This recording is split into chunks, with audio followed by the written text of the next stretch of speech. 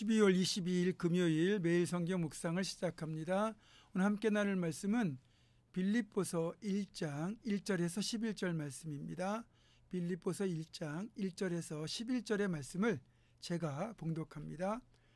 그리스도 예수의 종 바울과 디모데는 그리스도 예수 안에서 빌립보에 사는 모든 성도와 또한 감독들과 집사들에게 편지하노니 하나님 우리 아버지와 주 예수 그리스도로부터 은혜와 평강이 너희에게 있을지어다. 내가 너희를 생각할 때마다 나의 하나님께 감사하며 간구할 때마다 너희 무리를 위하여 기쁨으로 항상 간구함은 너희가 첫날부터 이제까지 복음을 위한 일에 참여하고 있기 때문이라. 너희 안에서 착한 일을 시작하신 이가 그리스도 예수의 날까지 이루실 줄을 우리는 확신하노라. 내가 너희 무리를 위하여 이와 같이 생각하는 것이 마땅하니 이는 너희가 내 마음에 있음이며 나의 매임과 복음을 변명함과 확정함에 너희가 다 나와 함께 은혜에 참여한 자가 됨이라. 내가 예수 그리스도의 심장으로 너희 무리를 얼마나 사모하는지 하나님이 내 증인이시니라. 내가 기도하노라. 너희 사랑을 지식과 모든 총명으로 점점 더 풍성하게 하사 너희로 지극히 선한 것을 분별하며 또 진실하여 허물 없이 그리스도의 날까지 이르고 예수 그리스도로 말미암아 의의 열매가 가득하여 하나님의 영광과 찬송이 되기를 원하노라. 아멘. 오늘부터는 이제 빌립보서 말씀을 묵상하게 되는데요. 빌립보서는 에베소서, 골로새서와 함께 3대 옥중 서신으로 불리는 정말 보배로운 말씀으로 가득한 성경입니다. 옥중 서신이라고 불리게 된 이유는 바울 사도가 감옥에 갇혀 있을 때 그곳에서 쓴 편지라는 뜻으로, 그러니까 빌립보서는 빌립보 교회와 성도들에게 보낸 편지죠. 전통적으로 이 편지를 기록한 장소가 로마 감옥이라는 설이 우세했는데 최근에는 에베소 감옥이라는 설도 유력합니다. 빌립보서는 별명이 기쁨의 서신입니다. 기쁨 또는 기뻐하라는 단어가 16번 나오거든요. 생각해 보세요. 옥에 갇혀 있는 사람이 뭐가 그리 기쁘고 뭘 그렇게 또 기뻐하라고 강조하려고 했을까요? 몸이 건강하고 하는 일마다 잘 풀리고 자녀들도 공부 잘하고 말 잘 듣고 그렇다면 얼마든지 기뻐할 수 있고 감사할 수 있겠죠. 그러나 기뻐하라고 말하는 바울은 정작 감옥에 갇혔습니다. 기뻐할 수 없는 상황이라는 거예요. 지금의 구치소나 교도소는 그래도 재소자의 인권이 보장되고 식사와 잠자리가 최소한의 수준 이상으로는 보장이 됩니다. 그러나 바울 사도 당시의 감옥 상태는 상상 이상으로 열악합니다. 건강한 사람조차도 그 당시 감옥에 장기간 구금되어 있었다면 건강을 잃을 수밖에 없는, 환기도 안 되고 습기는 가득하고 먹는 것도 잠자리도 형편없는 곳이에요.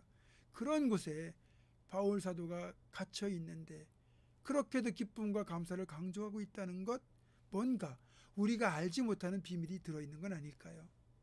일단 옥에 갇힌 이유가 다릅니다.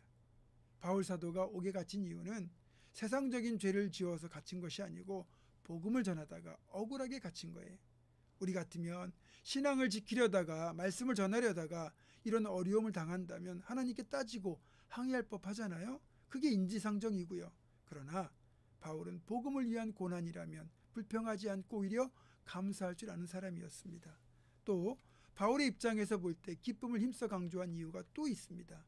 빌립보 성도들이 볼 때 복음 전하다가 저렇게 옥에 갇히는 걸 보니까 예수 믿는다는 게 축복은커녕 고난만 당하는 것이구나, 이렇게 생각할 수 있다는 걸 염려한 겁니다. 사실 최근에 팔리는 기독교 베스트셀러 대부분이 성공 스토리입니다.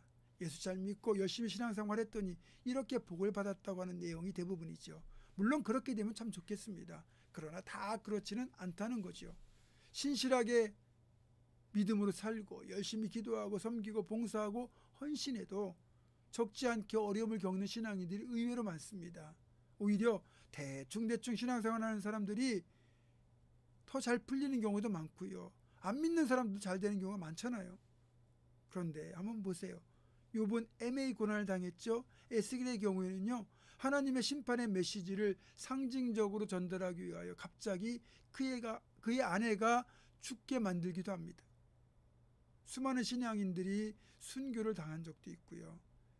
로마의 카타콤베에서는 태어나서 죽을 때까지 지상의 햇빛 한 번도 못 보고 생을 마감한 초기의 신앙인들도 있었습니다. 우리가 복음을 위해 당하는 고난과 불이익에 대해서는 이 땅의 삶에서 보상받을 때도 있지만 그렇지 않다면 반드시 이후의 삶에서 보상이 이루어지기 때문이고, 그래서 반드시 부활과 천국이 있어야만 하나님은 공평하신 분이 되는 겁니다. 제가 바라기는 여러분의 그 기도와 믿음과 헌신이 이 땅에서도 상급으로 임하기를 원합니다. 그러나 혹 그 기대에 미치지 못한다 할지라도 공평하신 하나님께서 반드시 저 천국에서 더 큰 상급으로 갚아주실 것을 바라보시기 바랍니다.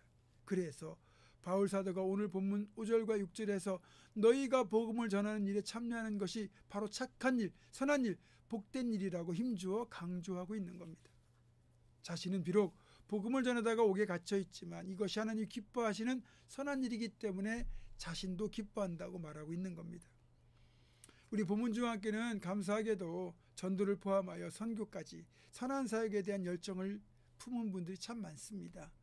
복음을 전하다가 만나는 어려움 때문에 또 선한 일을 힘쓰다가 만나는 고난 때문에 절대로 이 일들을 포기하지 마시고 복음을 위한 일에 어떤 형태로든 참여하실 수 있다면 그건 정말로 착한 일, 잘하는 것입니다. 그래서 이 귀한 사역이 그리스도 예수께서 임하시는 그날까지 끝까지 지속되고 열매 맺기를 간구했던 바울 사도처럼 우리 모두 하나님 기뻐하시는 선한 모든 일에 힘써 참여해서 하나님 주시는 참된 기쁨과 그 축복을 풍성하게 누릴 수 있기를 주님의 이름으로 축원합니다. 기도하겠습니다. 고마우신 아버지 하나님, 오늘부터 빌립보서를 묵상하며 빌립보서에 들어있는 기쁨의 비밀들을 파악하고자 합니다. 하나님, 비록 옥에 갇혔지만 복음을 위한 일에 헌신하다가 고난을 당한 것이기에 바울 사도는 기뻐하고 또 기뻐했습니다. 그 기쁨을 우리도 알게 하여 주시고 우리가 주님을 위한 일, 또 복음을 위한 일에 힘쓰다가 어려움을 당할지라도 하나님을 기쁘시게 했기에 그것만으로 충분히 감사하고 기뻐할 수 있는 우리가 될 수 있도록 인도하여 주시옵소서.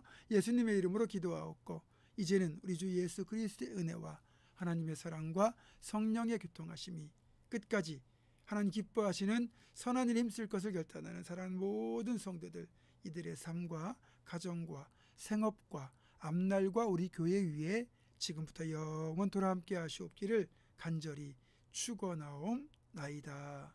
아멘.